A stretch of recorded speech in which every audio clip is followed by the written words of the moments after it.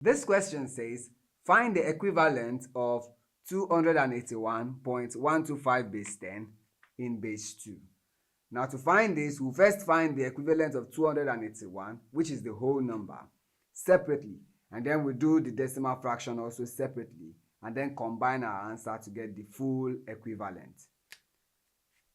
Now let's solve. Solution. For the whole number, we have 281. So we'll divide repeatedly by 2, noting down our remainders until we arrive at 0. Now 2 in 281 will give us 140, remainder 1. 2 in 14 is 7. 2 in 0, 0, remainder 0. 2 in 70, that is 35, remainder 0. 2 in 35 is 17, remainder 1. 2 in 17 is 8, remainder 1.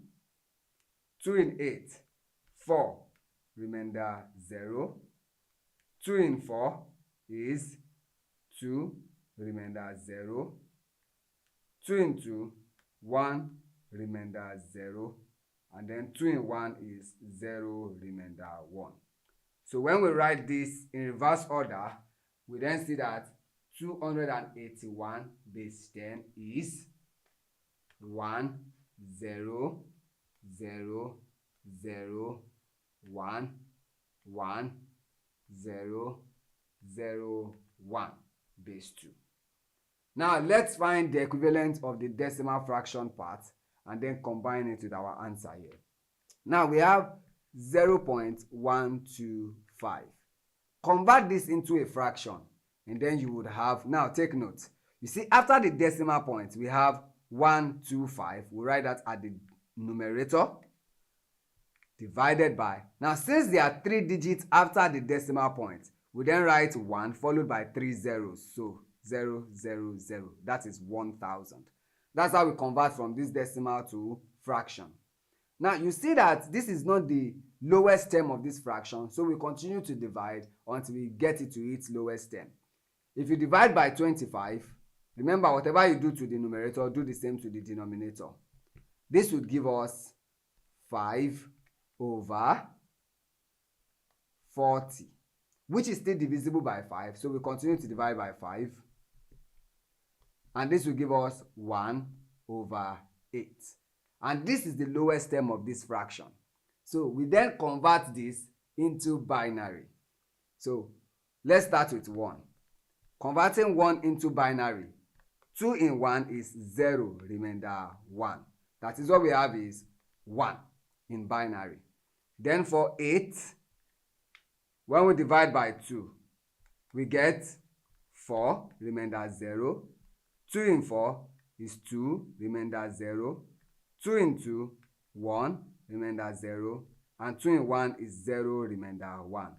Written upwards, and then we'll have 1, 0, 0, 0. Therefore, our 1 over 8 can be written as 1 over 1, 0, 0, 0 in base 2. Now, to add this to this, remember when you want to write it as a whole number followed by a fraction, you can just say 1, 0, 0, 0, 1, 1, 0, 1, 1, whole number 1 over 1, 0, 0, 0 in base 2. Or I go on to convert this also to a decimal fraction. And to do that is just a very simple trick. Now, as long as the numerator is smaller than the denominator, we would always write 0 point.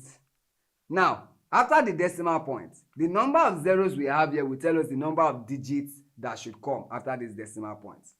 We have 3 zeros here. That means we should have 3 digits after the decimal point. But at the numerator, we have just 1 digit. So that is, of that 3 digits, the last one is 1. So the first 2 will be filled with 0. So that's why we have 0, 0, then 1. Now we combine these two together as our final answer.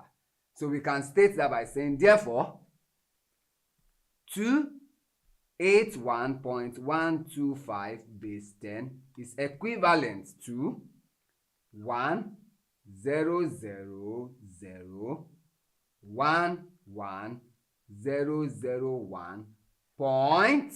Then we write what is after this decimal point. That is 001. And this is in base 2. And that's the solution to this problem. Thank you.